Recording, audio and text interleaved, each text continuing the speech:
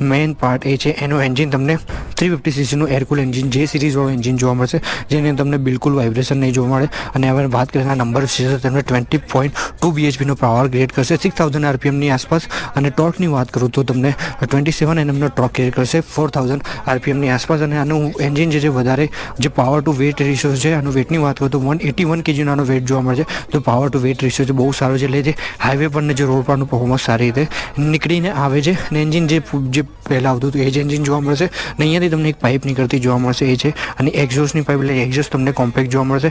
એક્ઝોસ્ટમાં થોડા જણા ચેન્જીસ થઈ ગયા છે, એટલે પોઝિશનમાં તમને ચેન્જીસ થઈ ગયા છે, એટલે ઉપર થોડું થઈ ગયું છે. એના લીધે શું છે કે ગ્રાઉન્ડ ક્લિયરન્સ વધ્યું છે, એના લીધે એક્ઝોસ્ટ પણ થોડું ઉપર થઈ ચૂક્યું છે. અને અહીંયા તમને જે છે અંડરની બેજિંગ જોવા મળશે. અને અહીંયા તમને ગ્રાફિક્સ ન્યૂલી ડિઝાઇન ન્યૂલી કલરવાળા તમને ગ્રાફિક્સ જોવા મળશે. અહીંયા તમને ગ્રાફિક્સ હન્ટર 350નું જોવા મળશે. અહીંયા તમને રોયલ એનફિલ્ડ લખેલું જોવા મળશે. હવે તમે મિડ વેરિયન્ટ ચેક કરશો તમને